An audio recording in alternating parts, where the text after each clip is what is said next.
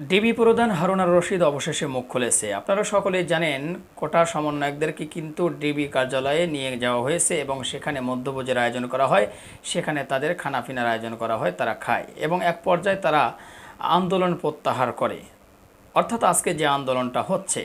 এবং সকলেই দাবি করছে যে তাদের জোরপূর্বক সমন্বয়কদের মানে মানে সমন্বয়কদের দিয়ে জোর করে বিবৃতি দেওয়ার অভিযোগ হয়েছে বা অভিযোগ তোলা হয়েছে ডিবি প্রধান হারুন আর রশিদ সাহেবের বিরুদ্ধে।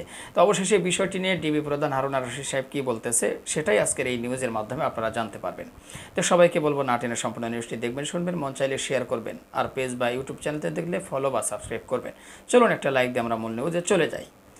কোটা আন্দোলন বন্ধে ৬ সমন্বয়ককে দিয়ে জোর করে বিবৃতি দেওয়ার অভিযোগটি গুজব বলে জানিয়েছেন ডিএমপির অতিরিক্ত কমিশনার গোয়েন্দা মোহাম্মদ হারুন আর রশিদ।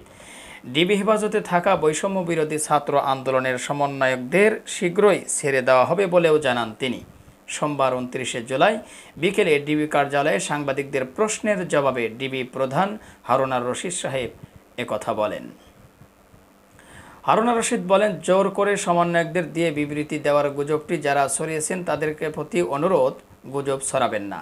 ডিবি একটি আস্থার জায়গা, সেখানে কাউকে আটকে রাখা হয় না, জোর করে বিবৃতি নেওয়া হয় না। তারা বরং অনুভব করেছে সরকার তো সব দাবি মেনেই নিয়েছে। তারা আমাদের কাছে লিখিতভাবে বলেছেন, যে কারণে তারা তাদের আন্দোলন প্রত্যাহার করে নিয়েছেন। ডিবি প্রধান বলেন, আমরা তো ঢাকা বিশ্ববিদ্যালয়ে পড়েছি, ছাত্র ছিলাম। এই ৬ সমন্বয়ককে নিরাপত্তার স্বার্থে ডিবিতে এনেছি। তারা আমাদের সঙ্গে আছে। এই সমন্বয়কারীদেরকে ঘিরে অনেক গুজব চলছে। আমরা তাদের পরিবারের সঙ্গে কথা বলেছিলাম।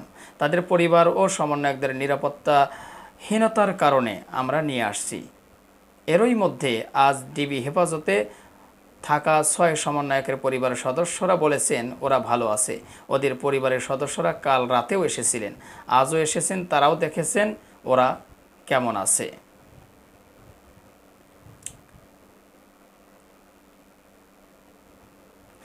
তাদের পরিবারের লোকজন গণমাধ্যমে কথাও বলেছেন। এই পুলিশ কর্মকর্তা বলেন, পুলিশ কর্মকর্তা হিসেবে আমরা মনে করি যদি কোনো ব্যক্তি নিরাপত্তাহীনতা বোধ করেন আমাদের কাছে আসেন, তাহলে তাদের দেখভাল করার দায়িত্ব আমাদের মধ্যেই পড়ে, সেটাই আমরা করছি। ডিবি প্রধান আরও বলেন, এরই মধ্যে তারা একটা বিবৃতি দিয়েছে যে কোটা সংস্কার আন্দোলনের সঙ্গে তারা আর নেই। গতকাল রাত থেকে আমরা গুজব ছড়াতে দেখেছি, তারা স্বেচ্ছায় বিবৃতি দেয়নি। আমরা মনে করি ডিবি কার্যালয় হচ্ছে মানুষের আস্থার জায়গা, এখানে মানুষকে হেনস্থা করার বা করাও প্রতি অন্যায় আচরণ করা, সেটা কখনোই ডিবি করে না, ভবিষ্যতেও করবে না। মানুষ যখন বিপদে পড়ে আমাদের কাছে আসে বা নিরাপত্তাহীনতায় এখানে আসে বা আমরা নিয়ে আসি, আমরা তাদের নিরাপত্তার ব্যবস্থা করি।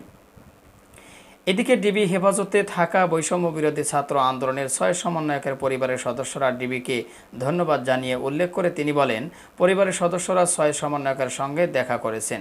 তারা সমন্বয়করা ভালো আছেন দেখে পরিবারের সদস্যরা সন্তুষ্টি প্রকাশ করেছেন এবং আমাদের ধন্যবাদও জানিয়েছেন। তো যাই হোক প্রিয় দর্শক শ্রোতা, ডিবি প্রধান হারুন আর রশিদ সাহেবের কথাগুলো আপনারা শুনলেন। এবার আপনাদের মূল্যবান মতামত অবশ্যই কমেন্ট বক্সে জানাবেন। পারলে ভিডিওটি শেয়ার করে সবাই দেখার সুযোগ করে দেবেন, আর আমাদের পেজে নতুন হলে ফলো করবেন, ইউটিউব চ্যানেল থেকে দেখলে সাবস্ক্রাইব করবেন। যারা ইতিমধ্যেই করে দিয়েছেন তাদেরকে অসংখ্য ধন্যবাদ জানিয়ে ভিডিওটি এখানে শেষ করছি। সে পর্যন্ত সকলে ভালো থাকবেন, সুস্থ থাকবেন। আবারও দেখা হবে, কথা হবে নতুন কোনো টপিক, নতুন কোনো ভিডিও নিয়ে। আল্লাহ হাফিজ।